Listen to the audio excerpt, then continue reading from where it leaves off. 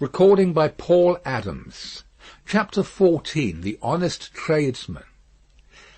To the eyes of Mr. Jeremiah Cruncher, sitting on his stall in Fleet Street with his grisly urchin beside him, a vast number and variety of objects in movement were every day presented.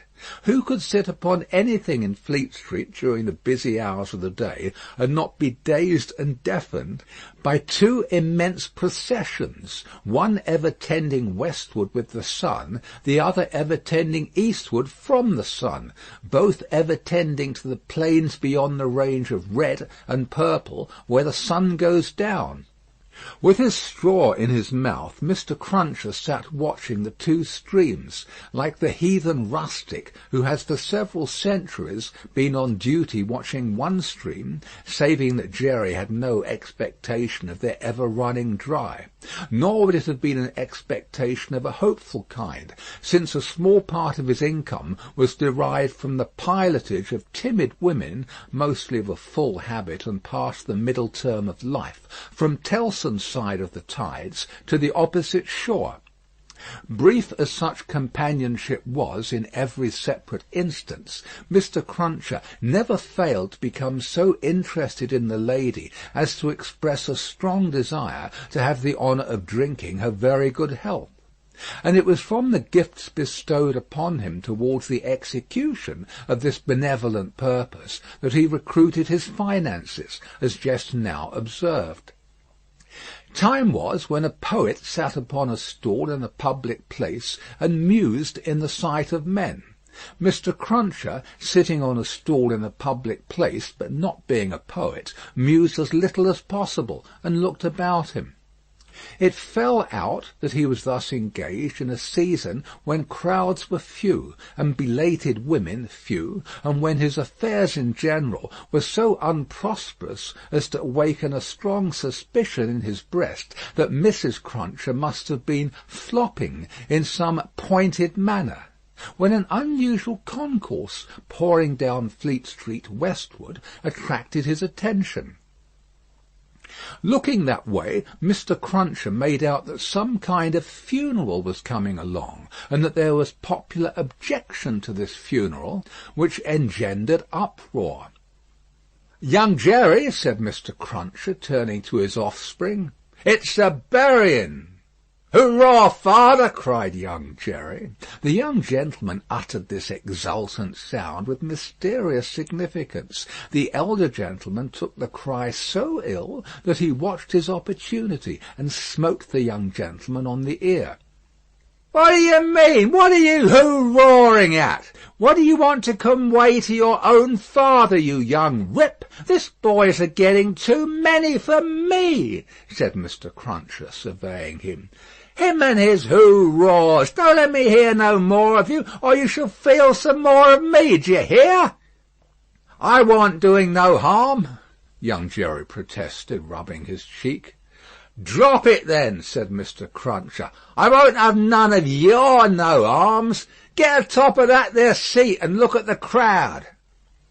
His son obeyed, and the crowd approached. They were bawling and hissing round a dingy hearse and dingy mourning coach, in which mourning coach there was only one mourner, dressed in the dingy trappings that were considered essential to the dignity of the position. The position appeared by no means to please him, however, with an increasing rabble surrounding the coach, deriding him, making grimaces at him, and incessantly groaning and calling out, "Ya spies! Tst! Ya spies!" with many compliments too numerous and forcible to repeat. Funerals had at all times a remarkable attraction for Mr. Cruncher. He always pricked up his senses and became excited when a funeral passed Tellson's. Naturally, therefore, a funeral with this uncommon attendance excited him greatly, and he asked of the first man who ran against him, "What is it, brother? What's it about?" "I don't know," said the man. "Spies! Ya, tst, spies!" He asked another man, "Who is it?" "I don't know," returned the man, clapping his hands to his mouth nevertheless, and vociferating in a surprising heat and with the greatest ardour, "Spies! Ya! Spies!" At length a person better informed on the merits of the case tumbled against him, and from this person he learned that the funeral was the funeral of one Roger Cly. "Was he a spy?" asked Mr. Cruncher. "Old Bailey spy," returned his informant. Ya, Old Bailey spies." "Why, to be sure," exclaimed Jerry, recalling the trial at which he had assisted. "I've seen him. Dead, is he?" "Dead as mutton," returned the other, "and can't be too dead. Have 'em out, they're spies. Pull 'em out, they're spies."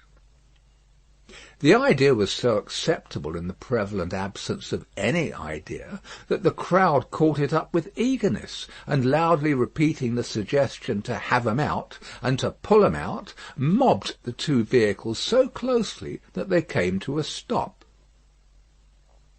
On the crowd's opening the coach doors, the one mourner scuffled out of himself and was in their hands for a moment, but he was so alert and made such good use of his time that in another moment he was scouring away up a by-street, after shedding his cloak, hat, long hat-band, white pocket-handkerchief, and other symbolical tears.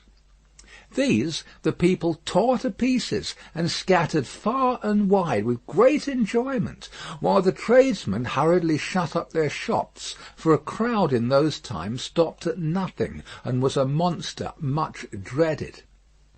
They had already got the length of opening the hearse to take the coffin out, when some brighter genius proposed instead its being escorted to its destination amidst general rejoicing. Practical suggestions being much needed, this suggestion too was received with acclamation, and the coach was immediately filled with 8 inside and a dozen out, while as many people got on the roof of the hearse as could, by any exercise of ingenuity, stick upon it. Among the first of these volunteers was Jerry Cruncher himself, who modestly concealed his spiky head from the observation of Tellson's in the further corner of the mourning coach.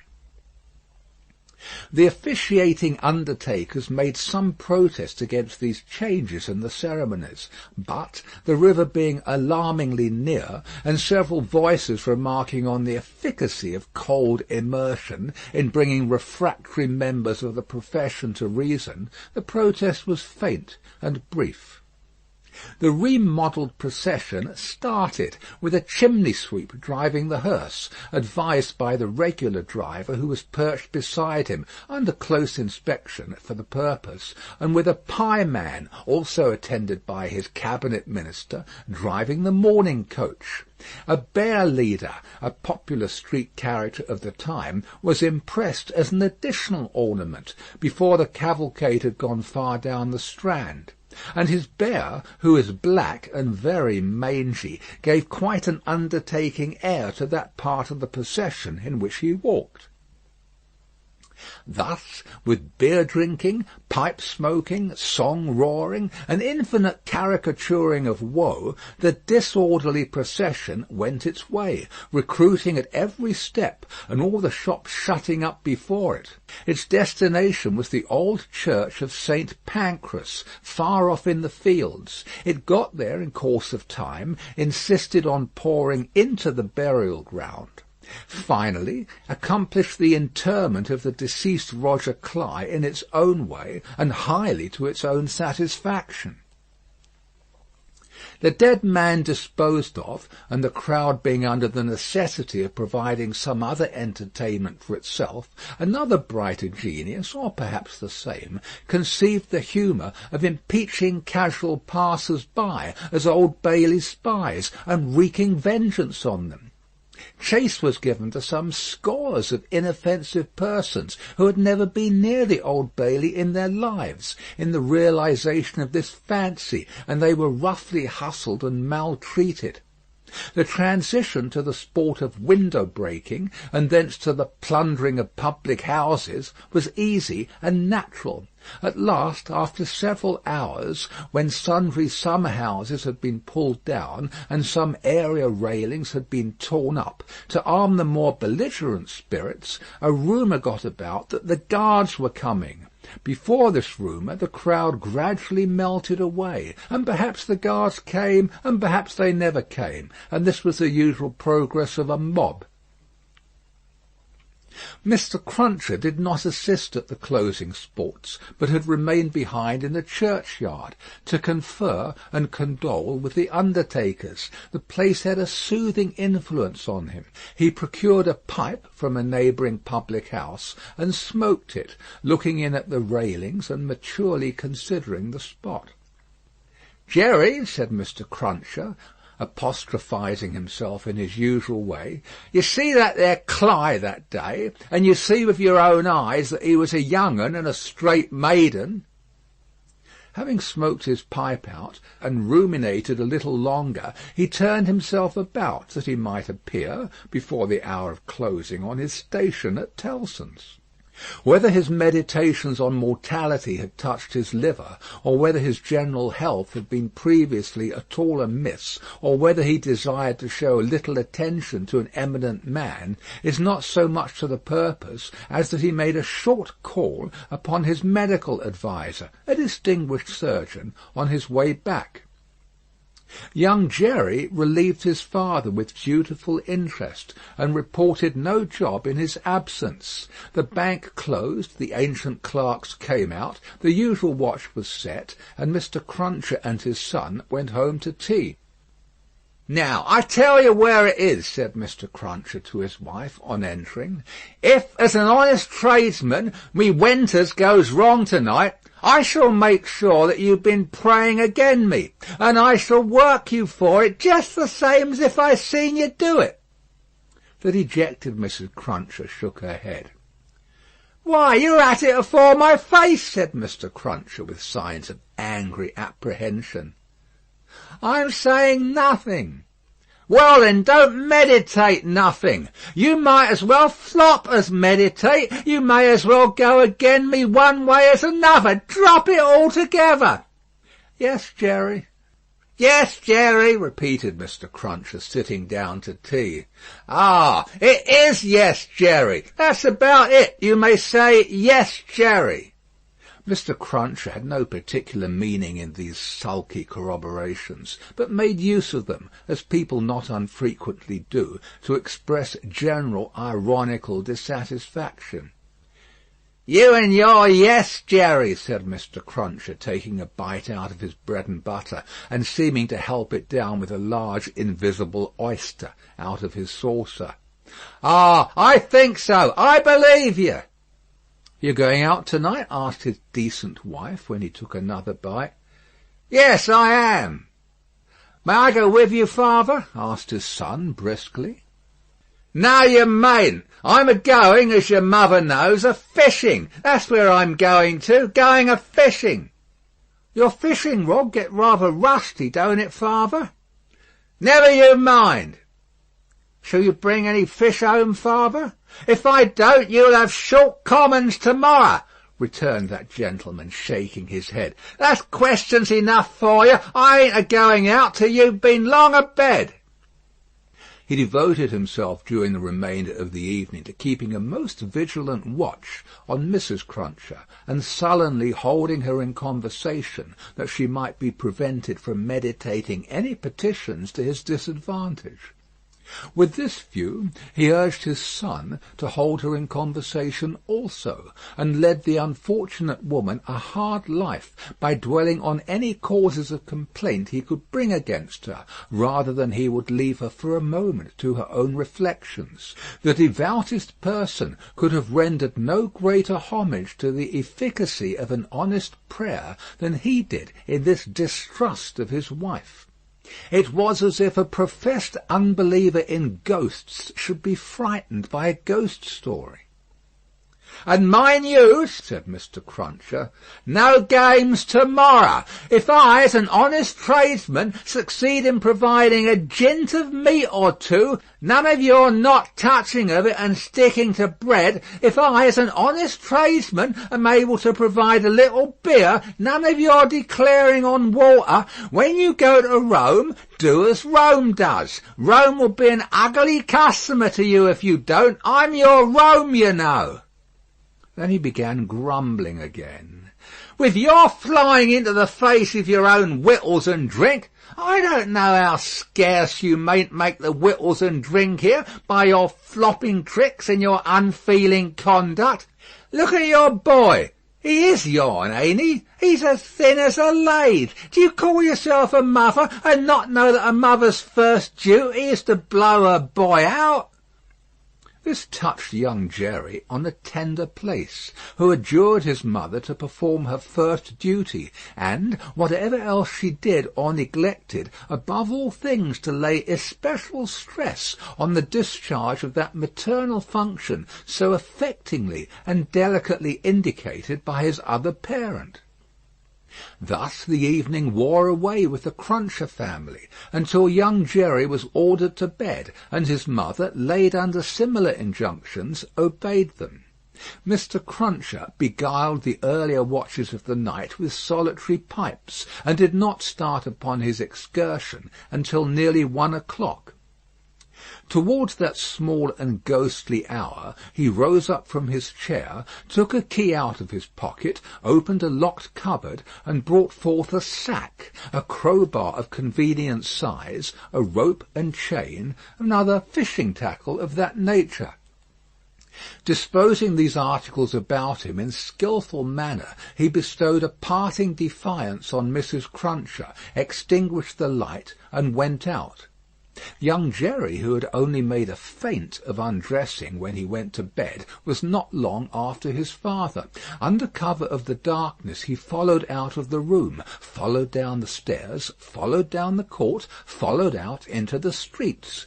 He was in no uneasiness concerning his getting into the house again, for it was full of lodgers, and the door stood ajar all night.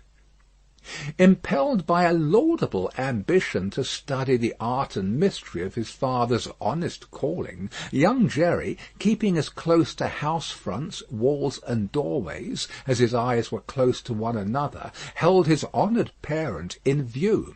The honoured parent, steering northward, had not gone far when he was joined by another disciple of Isaac Walton, and the two trudged on together. Within half an hour from the first starting, they were beyond the winking lamps, and the more than winking watchman, and were out upon a lonely road. Another fisherman was picked up here, and that so silently that if young Jerry had been superstitious, he might have supposed the second follower of the gentle craft to have, all of a sudden, split himself into two. The three went on, and young Jerry went on, until the three stopped under a bank overhanging the road. Upon the top of the bank was a low brick wall, surmounted by an iron railing. In the shadow of bank and wall the three turned out of the road, and up a blind lane, of which the wall, there risen to some 8 or 10 feet high, formed one side.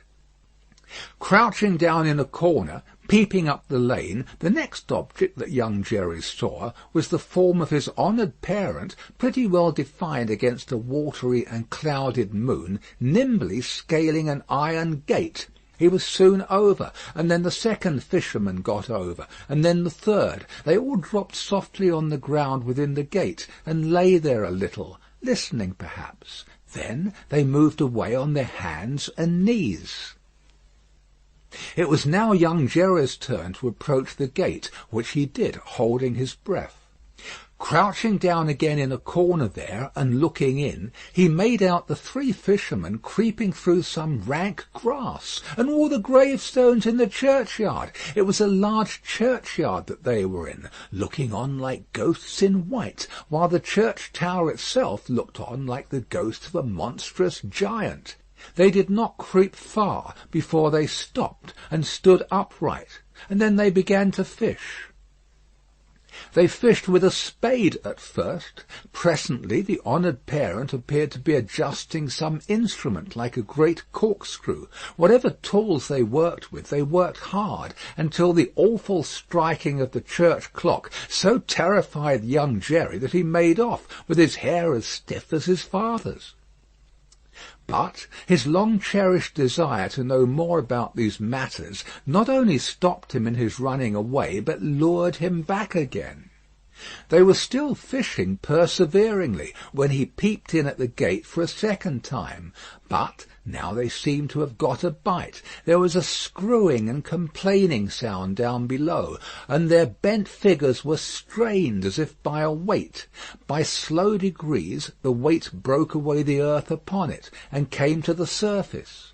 Young Jerry very well knew what it would be, but when he saw it, and saw his honoured parent about to wrench it open, he was so frightened, being new to the sight, that he made off again, and never stopped until he had run a mile or more.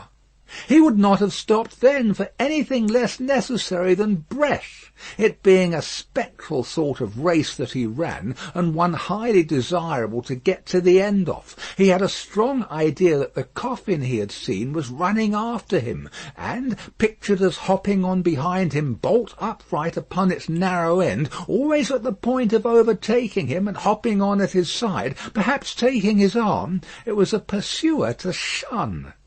It was an inconsistent and ubiquitous fiend too, for, while it was making the whole night behind him dreadful, he darted out into the roadway to avoid dark alleys, fearful of it coming hopping out of them, like a dropsical boy's kite without tail and wings. It hid in doorways too, rubbing its horrible shoulders against doors, and drawing them up to its ears, as if it were laughing. It got into shadows on the road, and lay cunningly on its back to trip him up. All this time it was incessantly hopping on behind, and gaining on him, so that when the boy got to his own door, he had reason for being half dead, and even then it would not leave him, but followed him upstairs with a bump on every stair, scrambled into bed with him, and bumped down dead and heavy on his breast when he fell asleep. From his oppressed slumber, young Jerry in his closet was awakened after daybreak and before sunrise by the presence of his father in the family room. Something had gone wrong with him, at least so young Jerry inferred, from the circumstance of his holding Mrs. Cruncher by the ears and knocking the back of her head against the headboard of the bed. "I told you I would," said Mr. Cruncher, "and I did." "Jerry, Jerry, Jerry," his wife implored. "You oppose yourself to the profit of the business," said Jerry, "and me and my partners suffer. You was to honour and obey. Why the devil don't you?" "I try to be a good wife, Jerry," the poor woman protested with tears. "Is it being a good wife to oppose your husband's business? Is it honouring your husband to dishonour his business? Is it obeying your husband to disobey him on the vital subject of his business?" "You hadn't taken to the dreadful business then, Jerry." "It's enough for you," retorted Mr. Cruncher, "to be the wife of an honest tradesman, and not to occupy your female mind with calculations when he took to his trade or when he didn't. An honouring and obeying wife would let his trade alone altogether. Call yourself a religious woman? If you're a religious woman, give me an irreligious one. You will have no more natural sense of duty than the bed of this here Thames River has of a pile, and similarly it must be knocked into you." The altercation was conducted in a low tone of voice, and terminated in the honest tradesman kicking off his clay-soiled boots and lying down at his length on the floor. After taking a timid peep at him lying on his back, with his rusty hands under his head for a pillow, his son lay down too, and fell asleep again. There was no fish for breakfast, and not much of anything else. Mr. Cruncher was out of spirits and out of temper, and kept an iron pot-lid by him as a projectile for the correction of Mrs. Cruncher, in case he should observe any symptoms of her saying grace. He was brushed and washed at the usual hour, and set off with his son to pursue his ostensible calling. Young Jerry, walking with the stall under his arm at his father's side along sunny and crowded Fleet Street, was a very different young Jerry from him of the previous night, running home through darkness and solitude from his grim pursuer. His cunning was fresh with the day, and his qualms were gone with the night, in which particulars it is not improbable that he had compeers in Fleet Street and the City of London that fine morning. "Father," said young Jerry, as they walked along, taking care to keep at arm's length and to have the stall well between them, "what's a resurrection man?" Mr. Cruncher came to a stop on the pavement before he answered, "How should I know?" "I thought you knowed everything, father," said the artless boy. Well," returned Mr. Cruncher, going on again, and lifting off his hat to give his spikes free play. "He's a tradesman." "What's his goods, father?" asked the brisk young Jerry. "His goods," said Mr. Cruncher, after turning it over in his mind, "is a branch of scientific goods." "Persons' bodies, ain't it, father?" asked the lively boy. "I believe it is something of the sort," said Mr. Cruncher. "Oh, father, I should so like to be a resurrection man when I'm quite growed up." Mr. Cruncher was soothed, but shook his head in a dubious and moral way. "It depends upon how you develop your talents. Be careful to develop your talents, and ne'er to say no more than you can help to nobody, and there's no telling at the present time what you may not come to be fit for." As young Jerry, thus encouraged, went on a few yards in advance, to plant the stall in the shadow of the bar, Mr. Cruncher added to himself, "Jerry, you honest tradesman, there's hope what that boy will yet be a blessing to you, and a recompense to you for his mother." End of Book 2, Chapter 14. Recording by Paul Adams, www.yawnguy.com.